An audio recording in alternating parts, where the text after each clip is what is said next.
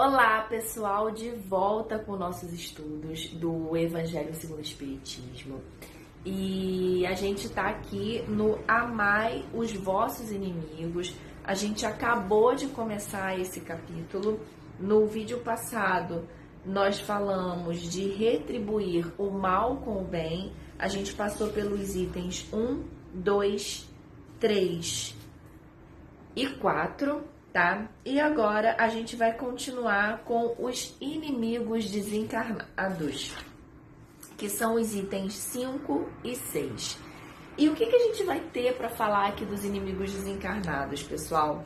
É muito interessante porque, às vezes, as pessoas, no auge da sua raiva, né? No auge dos seus desejos mais inferiores, do homem primitivo, as pessoas pensam em acabar com a vida do outro, pensam em fazer um mal com esse outro. E achando que matando, exterminando, eliminando essa vida, abreviando essa vida, essa pessoa ela vai se ver livre da outra. E aí é onde a gente fala, né? Lê do engano. Porque nós que estamos aqui, que somos espíritas e espíritos, e sabemos que a vida continua após a morte do corpo físico, nós sabemos que não vai adiantar acabar com esse corpo, que o espírito vai continuar. Então, se existe uma raiva, se existe um ódio, se existe um sentimento ruim, um rancor, de nada vai adiantar essa eliminação do corpo físico, porque esses sentimentos, eles transcendem a matéria, transcendem as encarnações. É até por isso que a gente tem as reencarnações, é até por isso que nós reencarnamos em famílias diferentes, em lugares diferentes, é para trabalhar esses sentimentos que nós trazemos, estão arraigados ainda na nossa constituição espiritual. Então, quando ele fala aqui desses inimigos desencarnados, a gente vai ler daqui a pouco e vai explicando pedacinho a pedacinho, mas fazendo uma introdução, o que ele está querendo dizer é que se você tem ódio por alguém, se o ódio existe entre duas pessoas, entre dois espíritos, é porque isso está na parte espiritual e não na parte carnal. Quando uma pessoa desencarna, sintomas, né, sentimentos, melhor dizendo, emoções relacionadas à propriedade do corpo físico, relacionadas à fisiologia, como fome, frio, calor, elas acabam por conta disso estar associado ao corpo físico. Porém, se esse espírito ele ainda estiver muito preso, muito apegado a esse tipo de sensação, porque ele ainda está muito apegado à matéria, mesmo desencarnado, ele vai sentir. Mas sentimentos como amor, raiva, rancor, ódio, gratidão, sentimentos bons e ruins, esses sentimentos, eles não fazem parte do nosso corpo físico, eles estão na nossa parte espiritual, e é por isso que eles vão continuar, mesmo após a morte do corpo físico. Então, vamos ler aqui um pedacinho. No item 5, ele fala o seguinte: ainda outros motivos tem o espírito para ser indulgente com os seus inimigos. E por que ele está falando isso? Porque no vídeo passado, se você ainda não viu, volta aí e vê, ele está falando de alguns motivos que já fazem com que a gente possa retribuir o mal com o bem, né? Então ele já falou de alguns, e aqui ele continua. Ainda outros motivos tem o espírita para ser indulgente com seus inimigos. Quais são? Sabe ele, primeiramente, que a maldade não é um estado permanente dos homens, que ela decorre de uma imperfeição temporária e que, assim, como a criança se corrige dos seus defeitos, o homem mau reconhecerá um dia os seus erros e se tornará bom. Então, qual é o primeiro motivo que ele aponta aqui, nesse pedaço, como motivo para eu perdoar o meu inimigo, para que eu entenda o meu inimigo? O entendimento de que isso é temporário. Eu falei isso nos vídeos passados. Esse inimigo, ele é um inimigo temporário. O que me faz ter raiva de alguém, ou o que faz alguém ter raiva de mim, mesmo que seja mais de uma encarnação, né? Há 3, 4 encarnações nós somos inimigos, mas ainda assim, todo espírito está fadado à felicidade. Nós estudamos isso aqui. A felicidade não é deste mundo, mas é de outros, né? Então, assim, em algum momento, nós vamos encontrar a felicidade, seremos espíritos felizes. E aí, já seremos mais evoluídos, nós e esses espíritos que nos cercam. E nesse momento, não seremos mais inimigos. Sabe também que a morte apenas o livra da presença material do seu inimigo, como eu falei aqui no início, pois que este o pode perseguir com o seu ódio, mesmo depois de haver deixado a terra. Que assim, a vingança que tome falha ao seu objetivo, visto que, ao contrário, tem por efeito produzir maior irritação, capaz de passar de uma existência a outra. Então, o que ele está querendo dizer aqui, mais ou menos, é que assim, ao invés de se livrar do problema, né? Eu vou matar aquela pessoa porque nunca mais eu quero ver ela na minha vida. Ao invés de eu me livrar desse problema, ao invés dessa pessoa se livrar desse problema, ela vai adquirir um outro maior. O que são os obsessores que nós tanto falamos, se não são os nossos inimigos? Se não são aquelas pessoas a quem um dia nós fizemos mal e agora eles vêm então para nos perseguir, para nos prejudicar, por uma ignorância sim, por falta de entendimento sim, mas estão ali para nos prejudicar. São os nossos inimigos desencarnados. Então, nós precisamos ficar atentos com essa solução, né? É uma solução acabar com a vida de alguém porque ela é minha inimiga, então eu não quero mais tê-la ao meu lado. Nós continuaremos tendo esse espírito ao nosso lado, e agora de forma invisível.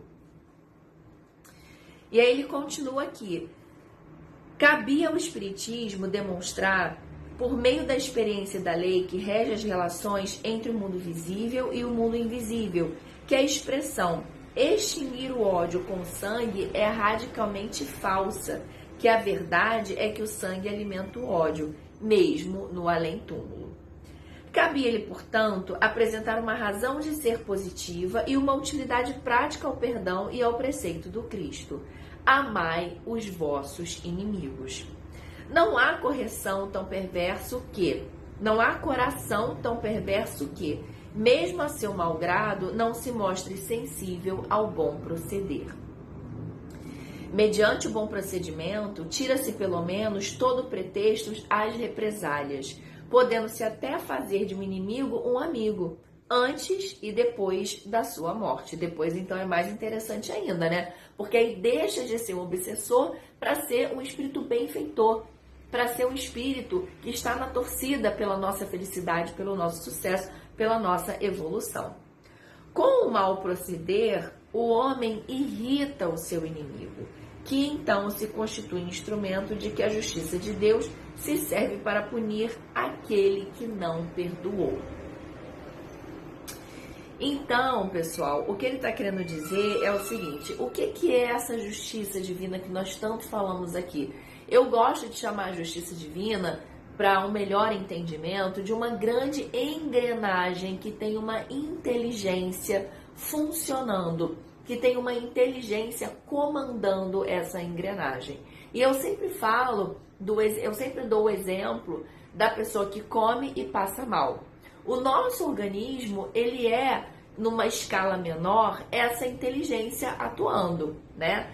Quando eu passo mal, quando eu como alguma coisa que me faz mal, não vem alguém e me obriga a passar mal por uma punição. Simplesmente, toda essa inteligência que faz o meu organismo funcionar, reconhece que aquele alimento faz mal e provoca as reações que tem que produzir, certo? Da mesma forma, acontece com a justiça divina no mundo. Ou seja, a justiça divina, a espiritualidade amiga, consegue aproveitar todas as situações que estão acontecendo para proporcionar ali situações de educação, de resgate, de aprendizado. tá? Então, assim, Deus criou o mal? Foi Deus que colocou a pessoa ali para matar o fulano de tal porque precisava acontecer um resgate? Não. Deus não criou o mal. Deus não tem intenção de que alguém seja mal. Quem faz o mal é o homem. Mas, uma vez que esse homem vai fazer o mal, essa justiça divina aproveita essa situação e promove ali alguns fatores educacionais para esses espíritos envolvidos nessa situação. Então, quando ele fala aqui que com o mal proceder o homem irrita o seu inimigo, né? Ele está dizendo, a gente não deve ter um inimigo, a gente não deve ter um sentimento ruim por alguém. Mas uma vez que isso aconteça, e acontece bastante, que a gente sabe, e o homem irrita o seu inimigo porque ele acaba tendo um mal proceder em relação a esse espírito, ele fala que isso se constitui, então, um instrumento da justiça divina que se serve para punir aquele que não perdoou. Então, eu deveria perdoar. Então, eu deveria perdoar o meu inimigo, que é o que a gente já vem vendo aqui. Mas eu não vou perdoar, eu não consigo perdoar. Então, a justiça divina, ela permite que aconteça esse processo até obsessivo para que eu, a partir do meu incômodo enquanto obsediado, eu possa procurar ajuda até chegar no perdão. E aí no item 6, ele vai falar assim: pode-se, portanto, contar inimigos assim entre os encarnados, mas também entre os desencarnados. Os inimigos do mundo invisível manifestam sua malevolência pelas obsessões, olha, a gente acabou de falar, e subjugações com que tanta gente se vê a braços e que representam um gênero de provações. Eu vou deixar aqui na descrição do vídeo o item do Livro dos Médiuns, onde nós podemos estudar um pouquinho sobre a obsessão e a subjugação, ainda tem a fascinação, que são tipos de relações que acontecem entre o obsessor e o obsediado, né? Na verdade, esses três termos, eles têm relação com o grau de dependência, vamos dizer assim, com o grau de dependência que o obsessor exerce sobre o obsediado. A obsessão, ela ainda assim tem vários níveis, né? Tem desde aquela obsessão que vem só uma pequena influência através do pensamento, e aí quem tiver a chance de ver a novela Viagem, né? Apesar dela eu tenho algumas ressalvas doutrinárias em relação à novela, mas ela é muito boa em termos ilustrativos. O Alexandre, que é o personagem do ator Guilherme Fonte, ele é esse obsessor, né? Ele é aquele espírito desencarnado que vem ali e sofre e provoca uma influência ruim. Ele faz com que pessoas que são amigas passem a ser inimigas, essas pessoas passam a brigar. Então a obsessão, ela vem desde essa influência de pensamentos e ações até algo mais grave, nos influenciando a fazer coisas que nós não faríamos se não tivéssemos sob essa influência. E aí a gente tem a fascinação e a subjugação, que ele comenta aqui. A subjugação, como o próprio nome já dá a entender, o obsediado, ele fica completamente subjugado a esse obsessor. Então ele já não tem mais controle sobre as suas ações. Ele já está totalmente comandado sobre esse espírito que está o obsediando. Então, são essas coisas, isso é pra gente entender a seriedade do que é ter um inimigo depois dele estar desencarnado. Porque se esse inimigo tá do meu lado e eu tô vendo, eu tenho como agir, eu tenho como revidar, eu tenho como falar, eu tenho como conversar, perdoar, eu tenho como fazer tudo, várias coisas eu posso fazer. Mas se eu não estou vendo e não estou sequer sentindo o que ele está fazendo para mim, ele tem mais vantagem, vamos colocar assim, ele tem mais vantagem em relação a mim, porque eu não estou vendo, eu não posso reagir a algo que eu não estou vendo, mas ele está me vendo, ele está vendo os meus pensamentos, então ele pode muito bem controlar o que eu faço e o que eu penso e o que eu sinto. Se não houvesse homens maus na Terra, não haveria espíritos maus ao seu derredor. Isso tudo é para a gente entender, olha o bem que a gente consegue fazer se conseguirmos perdoar.